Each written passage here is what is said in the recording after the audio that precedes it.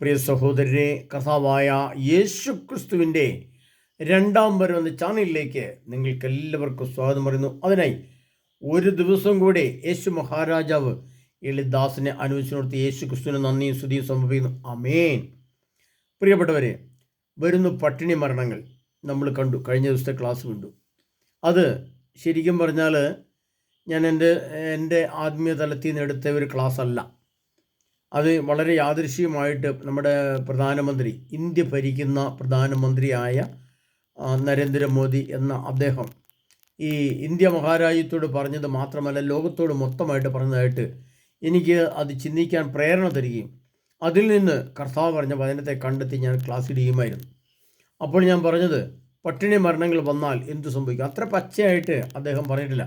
കാരണം അദ്ദേഹം ഒരു രാഷ്ട്രീയ നേതാവാണ്, ലോകം ഉറ്റുനോക്കുന്നൊരു വ്യക്തിയാണ് നമ്മുടെ പ്രധാനമന്ത്രി. അതുകൊണ്ട് തന്നെ അദ്ദേഹം അത് ഇൻഡയറക്റ്റായിട്ട് അഥവാ വ്യംഗ്യാർത്ഥത്തിൽ അഥവാ വളച്ച് ആണ് അദ്ദേഹം പറഞ്ഞത്. കാരണം വെച്ചാൽ നേരിട്ട് പറഞ്ഞതിനേക്കാൾ നല്ലത് ബുദ്ധിപൂർവ്വമാണ് അദ്ദേഹം സംസാരിച്ചത്. പ്രിയപ്പെട്ടവരെ, നമ്മളിവിടെ മനസ്സിലാക്കേണ്ട ഒരു സത്യമെന്ന് പറയുന്നത്, ഇത് എപ്പോഴാണെന്ന് നമുക്കൊരു ചിന്തയില്ല. എന്നാൽ ഏകദേശം 1.5 മാസം കൂടി ഇന്ത്യക്ക് ആവശ്യമായ പെട്രോൾ ഡീസൽ സ്റ്റോക്കുണ്ട് എന്ന് ആണ് വാർത്താ മാധ്യമങ്ങളിൽ കൂടെ കേൾക്കുന്നത്. അത് ഏകദേശം പ്രധാനമന്ത്രി പറയുകയും ചെയ്തിട്ടുണ്ട്. ഈ പശ്ചാത്തലം നിലനിൽക്കുമ്പോൾ 1.5 മാസം എന്നുള്ളത് നമ്മൾ കുറച്ചുകൂടെയൊക്കെ എവിടുന്നേലൊക്കെ കൊണ്ടുവന്നു, അല്ലെങ്കിൽ കരുതൽ ശേഖരമൊക്കെ എടുത്തു. ആ 2 മാസങ്ങൾ കൂട്ടാം. അപ്പം നമുക്കൊരു ജൂൺ മാസം മുതൽ കൂട്ടാം. ജൂൺ, ജൂലൈ 2 മാസം. ഓഗസ്റ്റ് മാസം വരുമ്പോൾ എന്തു സംഭവിക്കും? ഓഗസ്റ്റ് മാസത്തിൽ പെട്രോൾ ഡീസലിൻ്റെ ലഭ്യത കുറയും, വില ഇരട്ടിയാകും. അപ്പോൾ എങ്ങനെയൊക്കെ നോക്കിയാലും വാങ്ങാൻ നമുക്ക് ഒരുപക്ഷേ സാധിച്ചേക്കാം, പക്ഷേ വാങ്ങുന്ന എണ്ണയുടെ അളവ് കുറയും. അങ്ങനെ കുറയുമ്പോൾ നമുക്ക് എത്തേണ്ട സ്ഥലത്ത് എത്താൻ പറ്റാതെ വരുന്നൊരു പശ്ചാത്തലം വരും. അത് എങ്ങനെയൊക്കെ മനുഷ്യനെ ബാധിക്കും എന്ന് ചോദിച്ചാൽ, തൻ്റെ സ്വന്തം വണ്ടിയിൽ തന്നെ 10 ലിറ്റർ എണ്ണ വേണ്ടെടുത്ത് 2 ലിറ്ററേ ഉള്ളൂ. അത് ആശുപത്രിയിലേക്ക് എത്താൻ 4 കിലോമീറ്റർ ഉണ്ടെങ്കിൽ അവിടെ 2 ലിറ്റർ എണ്ണയുടെ കുറവ് വരികയും നമുക്ക് എത്താൻ പറ്റാതെ വരികയും ചെയ്യും. അങ്ങനെ വരുമ്പോൾ അത് ഭക്ഷണത്തെ ബാധിക്കുന്നത് മാത്രമല്ല, ആശുപത്രി സംവിധാനങ്ങളെ ബാധിക്കും. അങ്ങനെ ഓരോ പ്രായാധിക്യമുള്ളവർ, ഒരുപാട് പ്രായാധിക്യമുള്ള മാതാപിതാക്കന്മാർ, കുഞ്ഞുങ്ങളെ മുലയൂട്ടുന്ന അമ്മമാർ, ഇങ്ങനെയുള്ളവർക്കൊക്കെ എന്തു സംഭവിക്കുന്നു കൂടി നാം അറിഞ്ഞിരിക്കേണ്ടത് ആവശ്യമാണ്.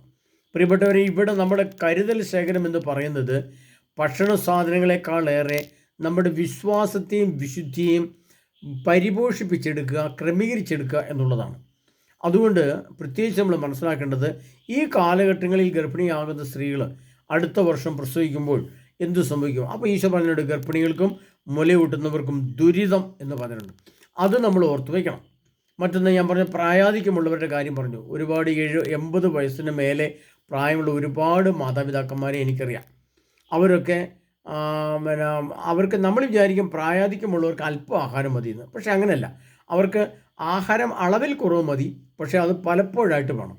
ഒരുപാട് 99, 98, 97 വയസ്സുള്ള ചില അമ്മച്ചിമാർ, പ്രായാധിക്യമുള്ളവരെ എനിക്കറിയാം. അവരിപ്പോഴും നല്ലപോലെ ആഹാരം കഴിക്കുന്നുണ്ട്. ആഹാരം കഴിക്കാൻ അല്പം താമസിച്ചാൽ, അവരുടെ സമയം തെറ്റിയാൽ അവരവിടെ കിടന്ന് നിലവിളിക്കുകയും എനിക്ക് വിശക്കുന്ന ഭക്ഷണം തായോ എന്നൊക്കെ പറഞ്ഞിട്ട് ബഹളം വയ്ക്കുന്നതൊക്കെ ഞാൻ അറിഞ്ഞിട്ടുണ്ട്. പ്രിയപ്പെട്ടവർ, ഇങ്ങനെയൊക്കെ ഉള്ളവരുടെ കാര്യങ്ങൾ നമ്മൾ ശ്രദ്ധിക്കുമ്പോൾ, ഇത് ഭക്ഷണ സാധനങ്ങൾ നമുക്കില്ലാതെ വന്നാൽ, ഒരു ഭവനത്തിൽ പ്രായാധിക്യമുള്ള മാതാപിതാക്കന്മാരുണ്ടെങ്കിൽ, കൊച്ചു കുഞ്ഞുങ്ങളുണ്ടെങ്കിൽ ഒക്കെ എന്തു സംഭവിക്കുന്നുള്ളത് നമ്മൾ അറിഞ്ഞിരിക്കണം, അത് കരുതിയും ഇരിക്കണം. അതുകൊണ്ട് പ്രായാധിക്യമുള്ളവർ ഉള്ള ഭവനങ്ങൾ, പ്രായാധിക്യമുള്ള മാതാപിതാക്കന്മാർ പെട്ടെന്ന് മരിച്ചു പോകാൻ സാധ്യത കൂടുതലാണ്. അതുകൊണ്ട് തന്നെ നാം ശ്രദ്ധാപൂർവമായിരിക്കണം. ഇനി നാം ശ്രദ്ധിക്കേണ്ട ഒരു പ്രധാനപ്പെട്ട കാര്യമെന്ന് പറയുന്നത്, ഇനിയെങ്കിലും പ്രിയ സഹോദര ക്രിസ്ത്യാനികളെ, ക്രിസ്തു വിശ്വാസത്തിലുള്ള കത്തോലിക്ക സഭയിലെ വിശ്വാസികളെ ഞാൻ നിങ്ങളോടായിട്ട് ആഹ്വാനം ചെയ്യുകയാണ്. നിങ്ങളെ ഞാൻ അതിനുവേണ്ടി ഉണർത്തുകയാണ്. നിങ്ങളുടെ ആത്മീയ മനസ്സിനെയും ഭൗതിക ബുദ്ധിയെയും നിങ്ങളുടെ അറിവിനെയും ഞാൻ ഉണർത്തി സംസാരിക്കുകയാണ്. ഒരു ദാർശനിക മനോഭാവത്തിൽ ഞങ്ങളോട് സംസാരിക്കുകയാണ്. ഒരു പ്രബോധന വരത്തിൽ നിങ്ങളോട് പറയുകയാണ്. നിങ്ങളുടെ ഇപ്പോഴത്തെ ഇംഗ്ലീഷ് മീഡിയം വിദ്യാഭ്യാസങ്ങളും നിങ്ങളുടെ IELTS, OLTS, ജർമ്മൻ ഭാഷ പഠനവും നിങ്ങൾ അവസാനിപ്പിക്കുക. നിങ്ങൾ നിർത്ത്.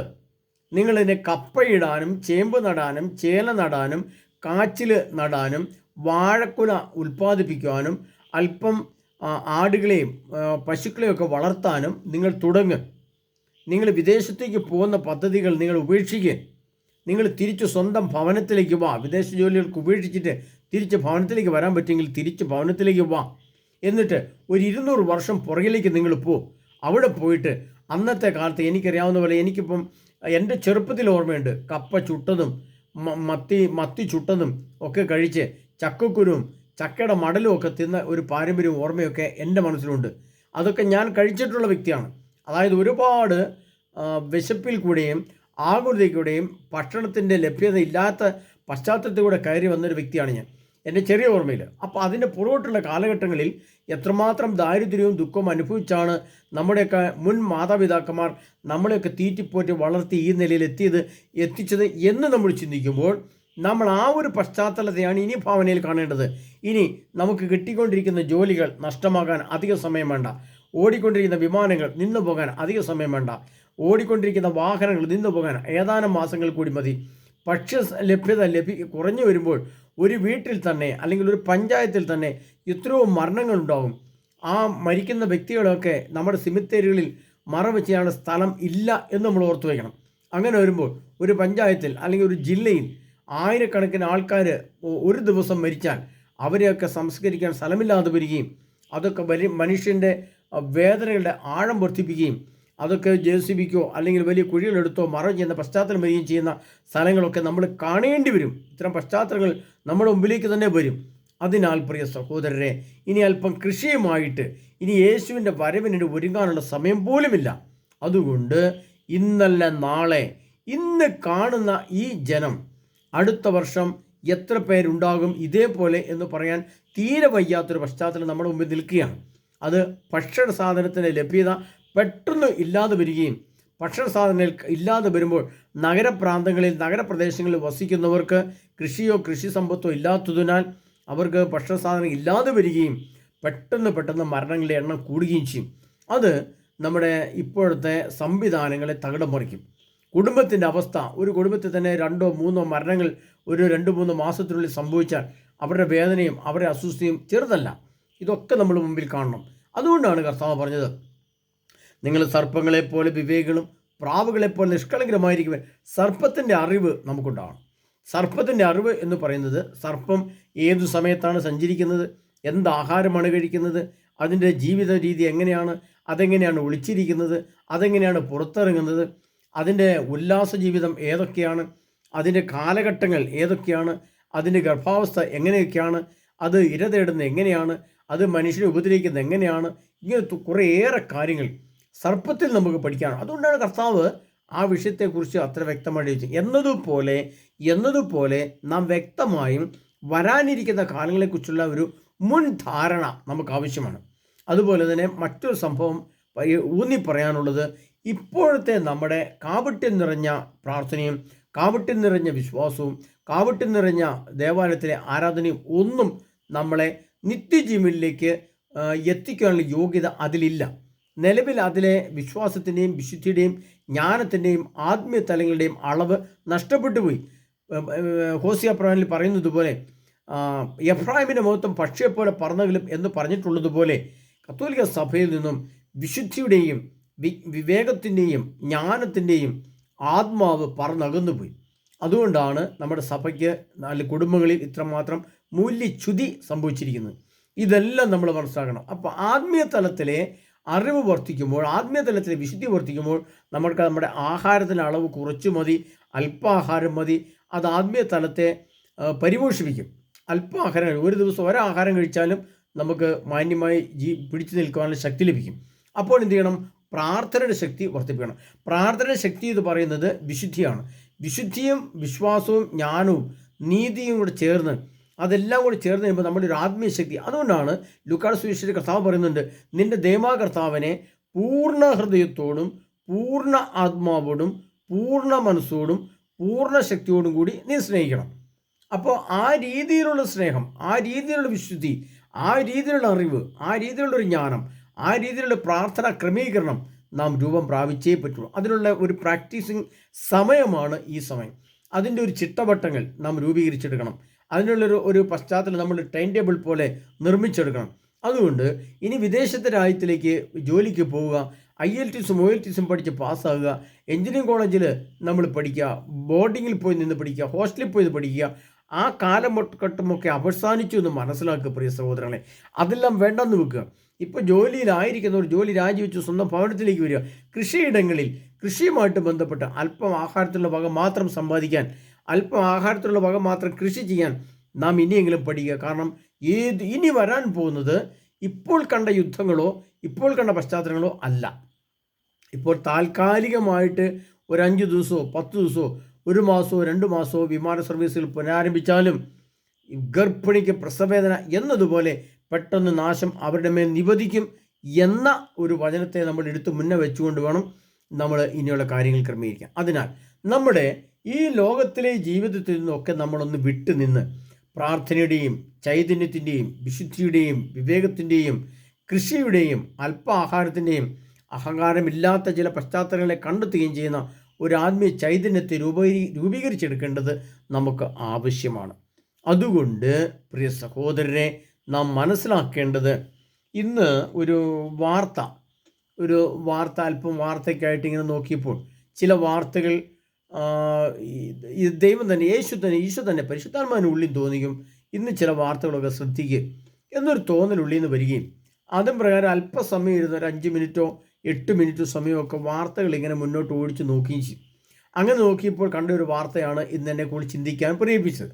കാരണം വിശുദ്ധ ഗ്രന്ഥത്തിലെ ഈ ദൈവവചനം ഏത് കാലഘട്ടത്തിൽ എത്തപ്പെട്ടിരിക്കുന്നു എന്നത് എനിക്ക് വ്യക്തമായിട്ട് അറിയാവുന്നതുകൊണ്ട്, പ്രത്യേകിച്ച് നമുക്കറിയാം എയർ റോബോട്ടുകൾ നിർമ്മിക്കപ്പെട്ട് ഇന്ന് നമ്മുടെ മുമ്പിൽ വന്നത് വെളിപാടിൻ്റെ അധ്യായം 14 തിരുവചനമാണ് എയർ റോബോട്ടിനെ കുറിച്ച് പറഞ്ഞിരിക്കുന്നത്. അല്ലെങ്കിൽ AGI റോബോട്ട് അല്ലെങ്കിൽ ക്വാണ്ടം കമ്പ്യൂട്ടർ എന്നൊക്കെ പറഞ്ഞിരിക്കുന്നത് അതിനെപ്പറ്റിയാണ്. അപ്പോൾ അത് ഏത് കാലഘട്ടത്തിലാണ് നിർമ്മിച്ചത്? ഇപ്പോൾ നിർമ്മിക്കപ്പെട്ട് നമ്മുടെ മുമ്പിൽ വന്നിട്ട് ഏകദേശം 5 വർഷമോ 10 വർഷമോ ഒക്കെ ആയിട്ടുള്ളൂ എന്നതുപോലെ മറ്റൊരു സംഭവമാണ് ഇന്ന് ആ വാർത്തയിൽ കണ്ടത്.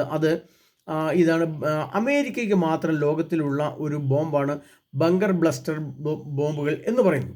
അത് ഇടാനുള്ള പ്രത്യേക വിമാനം, ആ ബോംബിൻ്റെ നിർമ്മാണ ഘടന, അത് ഭൂമിക്കടിയിലേക്ക് ആഴ്ന്നിറങ്ങുകയും അത് തുരന്നിറങ്ങി അങ്ങ് അഗാധത്തിൽ ചെന്ന് പൊട്ടുകയും ഒക്കെ ചെയ്തതിനെപ്പറ്റി അദ്ദേഹം 2 ആളുകൾ സംസാരിക്കുന്നു ഒക്കെ പറഞ്ഞു വന്നതിന് ശേഷം അദ്ദേഹം പറഞ്ഞതാണ്, അതേപോലെ തന്നെ ഭൂമിക്കുള്ളിലേക്ക് ഒരു ബോംബ് ഇറങ്ങിപ്പോയിട്ട് പൊട്ടുമ്പോൾ ഉണ്ടാകുന്ന അതേ സിസ്റ്റത്തിൽ തന്നെ ഭൂമിക്ക് മുകളിലേക്ക് പോയിട്ട് ബഹിരാകാശത്തും ബങ്കർ ബ്ലസ്റ്റർ ബോംബുകൾ നിർമ്മിക്കാൻ ഇന്ത്യക്ക് സാധിച്ചിരിക്കുന്നു. ഇന്ത്യ അത്രമാത്രം സാങ്കേതികമായിട്ടും അതിൻ്റെ പശ്ചാത്തലപരമായിട്ടുമെല്ലാം വളർന്നിരിക്കുന്നു.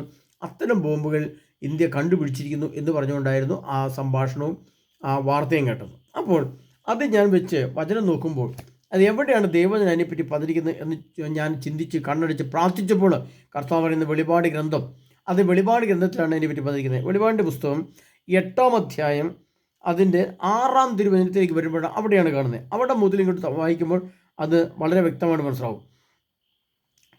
മറ്റൊരു കാര്യം പറഞ്ഞാൽ 8-ാമത്തെ അധ്യായം മുതലിങ്ങ് വായിച്ചാൽ അതിനകത്ത് 6-ാമത്തെ വചനത്തേക്ക് വരുമ്പോൾ 7 കാഹളങ്ങൾ പിടിച്ചിരുന്ന 7 ദൂതന്മാർ അവ ഊതാൻ തയ്യാറായി എന്ന് പറഞ്ഞിട്ട് 1-ാമൻ കാഹളം മുഴുക്കി. അപ്പോൾ രക്തം കലർന്ന തീയും കന്മഴയും ഉണ്ടായി. അത് ഭൂമിയിൽ പതിച്ചു. ഭൂമിയുടെ 1/3 ഭാഗം വെന്തിരിഞ്ഞു. വൃക്ഷങ്ങളിൽ 1/3 കത്തിച്ചാമ്പലായി. പച്ചപ്പുല്ല് മുഴുവനും കത്തിയെരിഞ്ഞു പോയി. അപ്പോൾ അതെന്താണ്? ഈ സംഭവങ്ങളെല്ലാം ശ്രദ്ധിച്ചാൽ മനസ്സിലാക്കുന്ന കാര്യം, ഇതെല്ലാം ബഹിരാകാശത്ത് നടക്കുന്ന സ്ഫോടനങ്ങളെ കുറിച്ചാണ് പറയുന്നത്. രണ്ടാമത്തെ ദൂതൻ കാഹളം മുഴുക്കി. തീ പിടിച്ച വലിയ മല പോലെ എന്തോ ഒന്ന് കടലിലേക്ക് എറിയപ്പെട്ടു. അപ്പോൾ കടലിൻ്റെ 1/3 രക്തമായി. കടലിലെ ജീവജാലങ്ങളിൽ 1/3 ചത്തുപോയി. ഭൂമിയിൽ 1/3 ഭാഗം കപ്പലുകൾ നശിപ്പിക്കപ്പെട്ടു. അതും ബഹിരാകാശത്ത് നടന്ന സ്ഫോടനത്തിൻ്റെ ഫലമായിട്ടാണ് തീ പിടിച്ച മല പോലെ എന്തോ ഒന്ന് കടലിലേക്ക് പതിക്കുന്നത് ഞാൻ കണ്ടു. അത് പറയുന്നത്. ഇനി 3-ാമത്തെ എടുത്ത് നോക്കി. 3-ാമത്തെ ദൂതൻ കാഹളം മുഴക്കി. അപ്പോൾ പന്തം പോലെ കത്തുന്ന ഒരു വലിയ നക്ഷത്രം ആകാശത്ത് നിന്ന് അടർന്ന് നദികളുടെ 1/3 നീരുറവുകളുമേലും പതിച്ചു. ആ നക്ഷത്രത്തിൻ്റെ പേര് തിക്തം. അത് വീണപ്പോൾ ജലത്തിൻ്റെ 1/3 തിക്തമായി. ഈ ജലത്താൽ അനേകം പേർ പ്രതിയടഞ്ഞു. കാരണം അത് കയ്പുള്ളതായി കാണപ്പെട്ടിരുന്നു. അപ്പോൾ അതെന്താണ്? അതും ബഹിരാകാശത്ത് നടന്ന സ്ഫോടനത്തിൻ്റെ ഫലമായിട്ടാണ് നമുക്ക് മനസ്സിലാക്കാം. ഇനി അടുത്ത് വായിച്ചു നോക്കൂ. നാലാമത്തെ ദൂതൻ കാഹളം മുഴക്കി. അപ്പോൾ സൂര്യൻ്റെ മൂന്നിലൊന്നും ചന്ദ്രൻ്റെ മൂന്നിലൊന്നും നക്ഷത്രങ്ങളുടെ മൂന്നിലൊന്നും തകർക്കപ്പെട്ടു. അതും ബഹിരാകാശ നടന്ന സ്ഫോടനത്തെക്കുറിച്ചാണ് പറയുന്നത്. പകലിൻ്റെ മൂന്നിലൊന്നും ഇരുണ്ടുപോയി. ഇനി പിന്നെ അടുത്ത പോയി ചോദിക്കി. പിന്നെ മധ്യാകാശത്തിൽ പറക്കുന്ന ഒരു കഴുകനെ ഞാൻ കണ്ടു. വലിയ സ്വരത്തിൽ അത് ഇങ്ങനെ വിളിച്ചു പറഞ്ഞു കേട്ടു, ഇനിയും കാഹളം മുഴക്കാനിരിക്കുന്ന 3 ദൂതന്മാരുടെ കാഹളധ്വനി മൂലം ഭൂവാസികൾക്ക് ദുരിതം എന്ന് പറഞ്ഞിട്ട് വീണ്ടും പറയുകയാണ് 9-ാമത്തെ അധ്യായത്തിൽ. 5-ാമത്തെ ദൂതൻ കാഹളം മുഴക്കി. അപ്പോൾ ആകാശത്ത് നിന്ന് ഭൂമിയിലേക്ക് ഒരു നക്ഷത്രം വീഴുന്ന ഞാൻ കണ്ടു. പാതാളഗർത്തത്തിൻ്റെ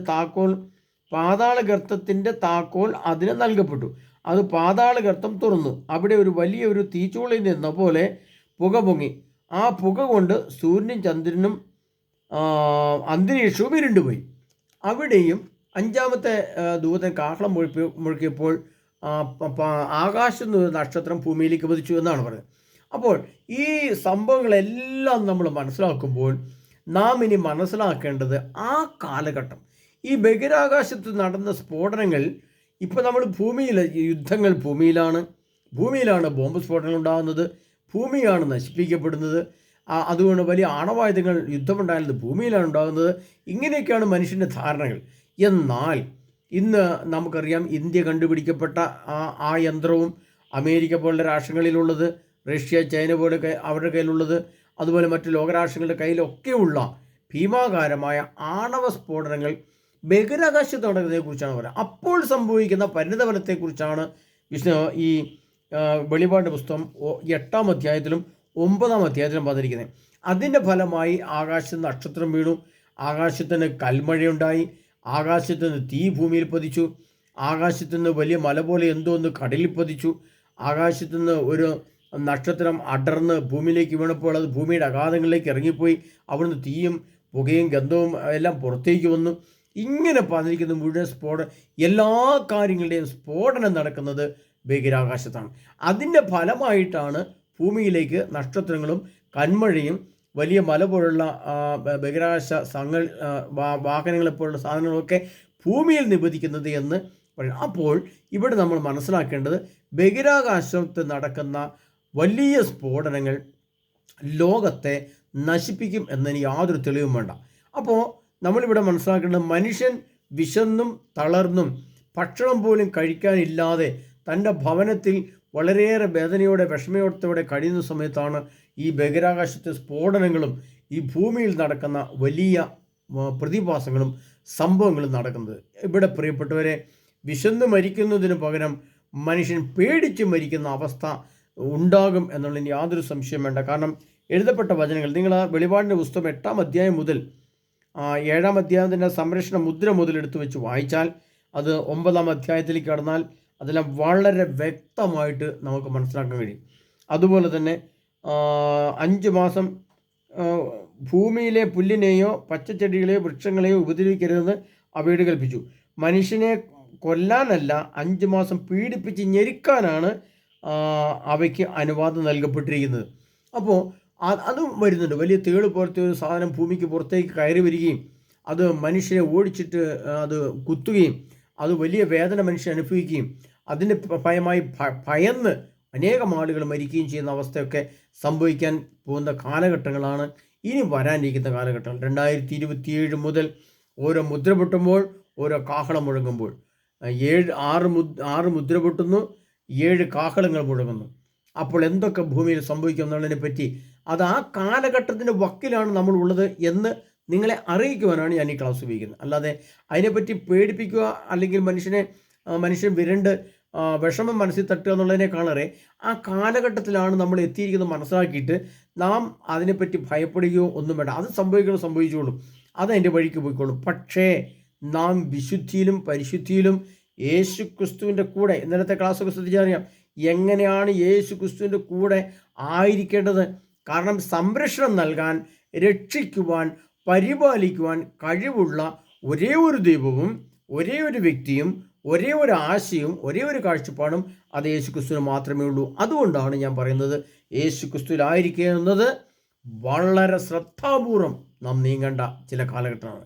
അല്ലാതെ ഈ ലോകത്തിലെ ആത്മാവുമായിട്ട്, ഈ ലോകത്തിലെ ജഡമോഹമായിട്ട്, ഈ ലോകത്തിൻ്റെ സാഹചര്യങ്ങളുമായിട്ട് ഇണങ്ങിച്ചേർന്ന് ജീവിക്കാനുള്ളതല്ല, മറിച്ച് ക്രിസ്തുവിൻ്റെ ആത്മാവുമായും യേശുവിൻ്റെ പരിശുദ്ധാത്മാവുമായിട്ട് മാത്രം ഒരു പ്രത്യേക ബന്ധത്തെ സ്ഥാപിച്ചെടുത്ത്, ഒരു പ്രത്യേക രീതിയിലുള്ള പ്രാർത്ഥന രീതി രൂപീകരിച്ചെടുത്ത്, ഒരു പ്രത്യേക രീതിയിലുള്ള കൂട്ടായ്മയെ ഒരു പടുത്തുയർത്തിക്കൊണ്ട് ആ രീതിയിൽ ജീവിക്കേണ്ട പശ്ചാത്തലമാണ്. കാരണം നമ്മുടെ മുമ്പിൽ ആകെപ്പാടെ 7 വർഷമേ ഉള്ളൂ ഈ യുഗാന്ത്യം വന്ന് തീരാൻ. 2023 യുഗാന്ത്യമാണ് പലപ്പോഴും ഞാൻ പറയാറുണ്ട്. അതുകൊണ്ട് ആ 7 വർഷത്തിന് തൊട്ട് മുമ്പിലാണ് നാം ഉള്ളത്. അങ്ങനെ 7 വർഷത്തിനുള്ളിൽ കയറിയാൽ അത് സമയത്തിൻ്റെ പകുതിയായിട്ട് മാറുമെന്നും അതോടനുബന്ധിച്ച് ആഗോള യുദ്ധം അതിൻ്റെ പൂർണ്ണാവസ്ഥയിൽ പ്രവേശിച്ച് 2023 യുഗാന്ത്യം അവസാനിക്കുന്ന പശ്ചാത്തലം വരുമ്പോൾ ഈ സംഭവങ്ങളെല്ലാം ഓരോന്നോരോന്നായി, അതുകൊണ്ടാണ് തൻ്റെ പ്രവാചകന്മാരെ ദൈവം അറിയിച്ച രഹസ്യം നിവൃത്തിയാകും എന്ന് ഞാൻ പലപ്പോഴും പറഞ്ഞിട്ടുണ്ട്. നിവൃത്തിയാകുക എന്ന് പറഞ്ഞാൽ പടിപടിയായി സ്റ്റെപ്പായി സംഭവിക്കുക എന്ന് പറഞ്ഞാൽ നിശ്ചയമായും അത് സംഭവിക്കുമെന്ന് തന്നെയാണ് അതിനർത്ഥം. അപ്പോൾ ആ പശ്ചാത്തലം നിൽക്കുന്ന സമയത്താണ് പട്ടിണി മരണങ്ങൾ ഭവനങ്ങളിൽ ഉണ്ടാവുക, ഈ ഭൂമിയിൽ പ്രപഞ്ചത്തിലുണ്ടാകുന്ന ഇത്തരം സംഭവങ്ങൾ കണ്ട് മനുഷ്യൻ വല്ലാതെ പേടിക്കുക, ഭയപ്പെടുക, അത് കണ്ട് പേടിച്ച് മരിക്കുക, ഇതൊക്കെ സംഭവിക്കും.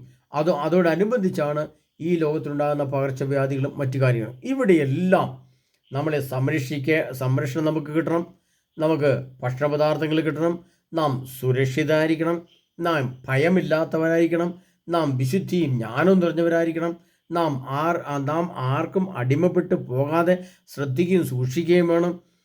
അതുപോലെ തന്നെ വരാനിരിക്കുന്ന അന്ത്യകാലഘട്ടങ്ങളിലെ പീഡനങ്ങളും ആശയപരമായ തെറ്റായ കാഴ്ചപ്പാടുകളും നമ്മുടെ മുമ്പിലേക്ക് വരുമ്പോൾ നാം അതിൽ നിന്നൊക്കെ ജ്ഞാനത്തിൻ്റെ വരം ഉപയോഗിച്ച്, പരിശുദ്ധിയുടെ വരം ഉപയോഗിച്ച് അറിഞ്ഞ് വിവേചിച്ചറിഞ്ഞ് ഇനിയുള്ള കാലഘട്ടം നമ്മൾ മുന്നോട്ട് പോയേ പറ്റും. അതുകൊണ്ടാണ് ഞാൻ പറഞ്ഞത്, ഇനി പഠിച്ച് മുന്നോട്ട് പോകാനുള്ള കാലഘട്ടമില്ല. മറിച്ച് എല്ലാ പഠനങ്ങളും അവസാനിപ്പിച്ച് വിദേശത്തുള്ള ജോലിയൊക്കെ വേണ്ട എന്ന് വെച്ച് ഇനി നാം നമ്മുടെ കൃഷിസ്ഥലങ്ങളിലേക്ക് വന്ന് അല്പം ആഹാരത്തിന് വേണ്ടി മാത്രം കൃഷിക്കായിട്ട് അധ്വാനിക്കുന്ന ഒരു ശൈലി, ഒരു ചിന്ത നമ്മൾ എടുത്തേ പറ്റൂ. അല്ലെങ്കിൽ ഭക്ഷ്യപദാർത്ഥങ്ങൾ ഭൂമിയിൽ നിന്ന് അപ്രത്യക്ഷമാകുമ്പോൾ നാം വിശന്ന് മരിക്കും.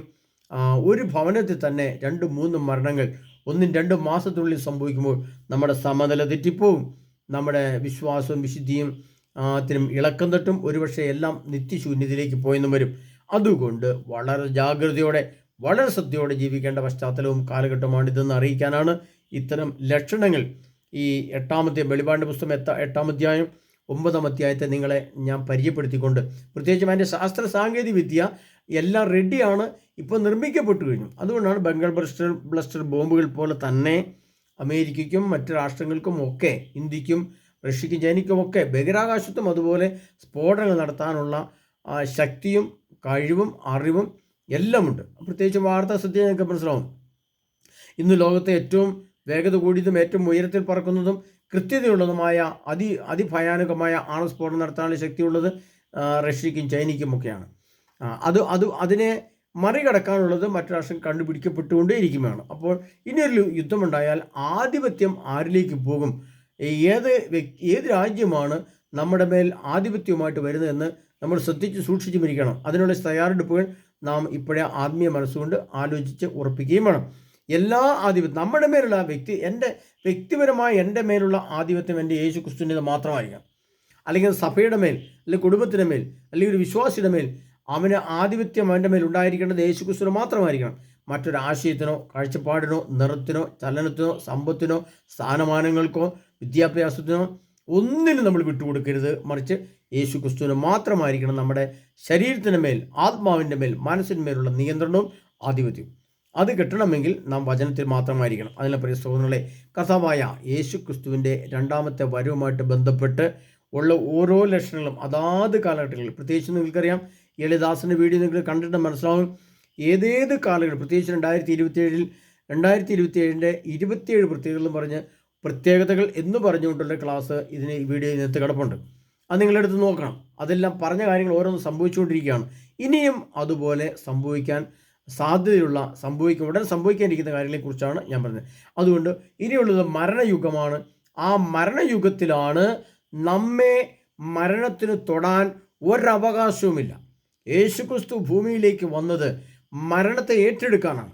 യേശുക്രിസ്തു ഈ ലോകത്തിൽ മനുഷ്യൻ ചെയ്ത പാപത്തിൻ്റെ പരിണതഫലമായ അതിൻ്റെ ശമ്പളമായ മരണത്തെ യേശുക്രിസ്തു സ്വന്തം ശരീരത്തിൽ ആവഹിച്ചെടുത്ത് യേശുക്രിസ്തുവിൻ്റെ തിരുശരീരത്തിൽ അത് സ്വീകരിച്ച് മനുഷ്യനെ മരണത്തിൽ നിന്നും തിന്മയിൽ നിന്നും വിമോചനം നൽകി യേശുക്രിസ്തു ജീവൻ നൽകിയ ഒരു നിത്യജീവൻ തന്ന, ജീവൻ നൽകിയ, ഉയർപ്പ് തന്ന, മഹത്വത്തിലേക്ക് നയിക്കുന്ന, സ്വർഗീയ മഹത്വത്തിലേക്ക് കൊണ്ടുപോകുന്ന, നിത്യജീവനെ തരുന്ന ഒരു വ്യക്തിത്വമുള്ള വ്യക്തിയായിട്ട് തന്നെ നമ്മുടെ അടുത്തേക്ക് വന്ന വ്യക്തിയാണ് യേശുക്രിസ്തു.